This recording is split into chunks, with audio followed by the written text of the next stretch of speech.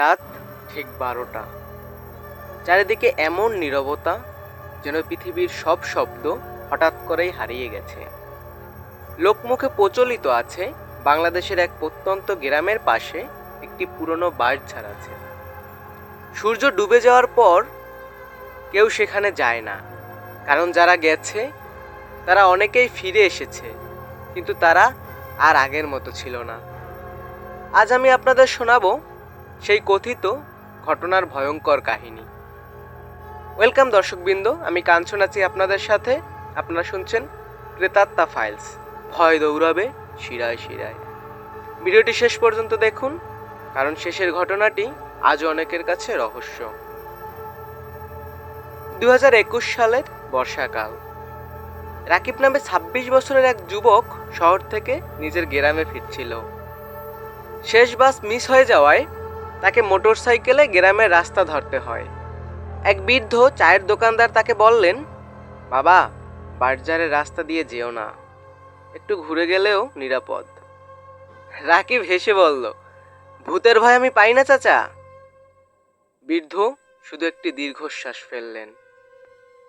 সবাই প্রথমের দিকে এই কথাটাই বলে। রাত 12:40। রাকিব বাজারের ভেতরে ঢুকতেই মোবাইলের নেটওয়ার্ক উধাও। হঠাৎ মোটরসাইকেলের ইঞ্জিনও বন্ধ হয়ে গেল। চারিদিকে শুধু বাঁশের কর্মর শব্দ, কিন্তু বাতাস ছিল না। ঠিক তখনই তার পেছনে কারো হাঁটার শব্দ। টক টক।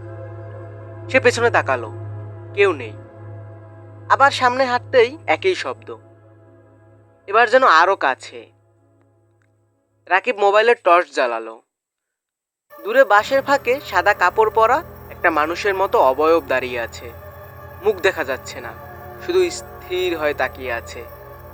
রাকিব সাহস করে চিৎকার করলো, কে?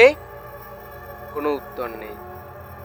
এক পা এগোতেই অবয়বটা ধীরে ধীরে বাঁশের আড়ালে মিলিয়ে গেল।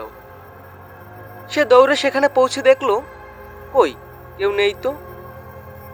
কিন্তু কাদা মাটিতে একজোড়া ভেজা পায়ের ছাপ। আরো আশ্চর্যের বিষয়, সেই পায়ের ছাপগুলো উল্টো দিকে ছিল। হঠাৎ খুব পরিচিত একটা কণ্ঠস্বর, রাকিব। সে চমকে উঠল। এটা তার মায়ের গলা, কিন্তু তার মা তখন বাড়িতে থাকার কথা। আবার ডাক, এদিকে আয়। কণ্ঠস্বরটা বাঁশঝাড়ের গভীর থেকে আসছে। রাকিব কয়েক কদম এগোতেই হঠাৎ তার চোখ পড়ল মাটির উপরে পড়ে আছে নিজের মোটরসাইকেলের চাবি। কিন্তু সে তো চাবি কখনো ফেলেনি। চাবি তুলতেই আবার সেই কণ্ঠস্বর, পেছনে তাকাস না। রাকিব ধীরে ধীরে ঘুরে দাঁড়ালো। তার ঠিক 10 হাত দূরে একটি লম্বা অবয়ব, মুখ অন্ধকারে ঢাকা, দুহাত অস্বাভাবিক লম্বা, আর চোখ দুটো অস্বাভাবিক ফ্যাকাশে সাদা। অবয়বটা একটুও হাঁটছিল না, কিন্তু প্রতি কয়েক সেকেন্ড পর পর তার সঙ্গে দূরত্ব কমে যাচ্ছিল, যেন চোখের পলক ফেলতেই সে আরো কাছে চলে আসছে। রাকিব দৌড়াতে শুরু করলো, কিন্তু যত দৌড়ায় ততই মনে হচ্ছিল সে একই জায়গায় ঘুরছে। ধীরে ধীরে তার চোখের সামনে সবকিছু ফ্যাকাশে হয়ে আসছিল এবং সে জ্ঞান হারালো।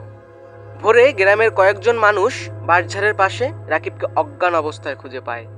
তার মোটরসাইকেলটি পড়েছিল প্রায় 8 কিলোমিটার দূরে, কিন্তু আশ্চর্যের বিষয়, মাটিতে ছিল শুধু রাকিবের পায়ের ছাপ, আর কারো নয়। জ্ঞান ফেরার পর রাকিব শুধু একটা কথাই বলছিল, ওটা মানুষ ছিল না। এরপর থেকে সে আর কোনোদিন রাতে ওই রাস্তা ব্যবহার করেনি। আজও গ্রামের মানুষ দাবি করে, গভীর রাতে সেই বাঁশঝাড়ের পাশ দিয়ে গেলে অচেনা কেউ নিজের নাম ধরে ডাকে। কেউ সেই ডাকে সাড়া দেয় না, কারণ তারা বিশ্বাস করে যে একবার সেই ডাকে সাড়া দেয় সে আর আগের মানুষ হয়ে ফিরে আসে না। এমন আরও রহস্যময় গল্প শুনতে চাইলে চ্যানেলটি সাবস্ক্রাইব করুন এবং ভিডিওটি শেয়ার করুন। আর আপনাদের সাথে ঘটে যাওয়া বা শোনা কোনো ভৌতিক বা অলৌকিক ঘটনা থাকলে কমেন্ট বক্সে দেওয়া ইমেলে লিখে পাঠিয়ে দিন, যা পরবর্তীতে এই চ্যানেলে শোনানো হবে। ধন্যবাদ।